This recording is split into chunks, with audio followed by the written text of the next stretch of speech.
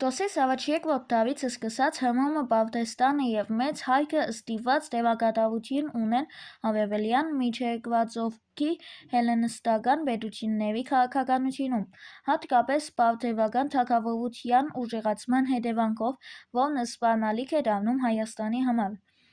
Պարթևներն ղեկավարելով Պարսկաստանը, Ատրպատակի և Միջագետքը անմիջապես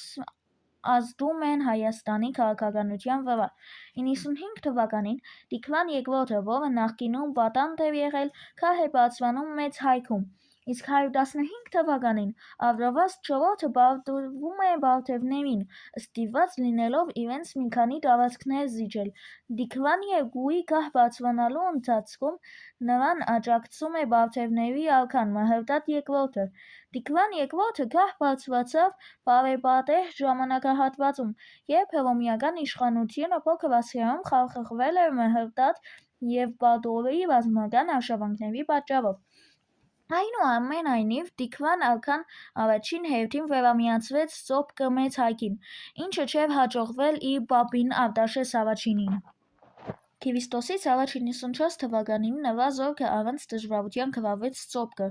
ինչի վկայում է, որ Տիգրանն ունեցել է Հայաստանի ներքին ու արտաքին քաղաքականության ծավալուն ծրագիր։ Ծոպկի միացումը նշանակալի քայլ էր Հայաստանի միջազգային դաշտում, որը հաջորդեց Հռոմի վտանգի չեզոքացման համար Պոնդոսի հետ դաշինքի կնքումը Քրիստոսից առաջ 94 թվականին։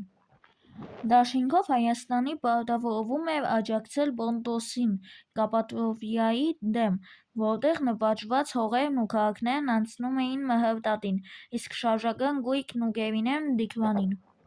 Դաշինքն առավել ամրապնդվեց Մհրդադի դստեր ու Տիգրանի ամուսնությամբ։ 93 թվականին հայ-պոնդական զորքերը զինվորական հաջողությամբ նվաճեցին Կապադոկիան։ Հայ-պոնդական դաշինքին հակառակ Քրիստոսից առաջ 92 թվականին սկսվեց Հռոմեա-պարթևական ռազմական դաշինքը, ըստ որի Եփրատը սահման դարձավ Հռոմի և Պարթևստանի միջև։ Տիգրան II-ի ղեկավարության տակ հայկական զորքերն Քրիստոսից առաջ 87 թվականին հարձակվեցին Պարթևստանի վրա, գրավելով 70 հովիտները և Ատրպատականը։ Հաշտության համաձայնագիրը կնքվեց Քրիստոսից առաջ 85 թվականին Պարթևստանի կողմից։ Ընդդիմությամբ հաշտություն խնդրելու արդյունքում նրանց արքան զիջեց տարածքներ և ընդունեց հայոց թագավորի գերիշխանությունը։ Քրիստոսից առաջ 83 թվականին հայոց զորքերը գրավեցին սելևկյանները մայրաքաղաք Անտիոքոս, որը դարձավ Տիգրան Մեծի վարչական կենտրոնը Լևանտում։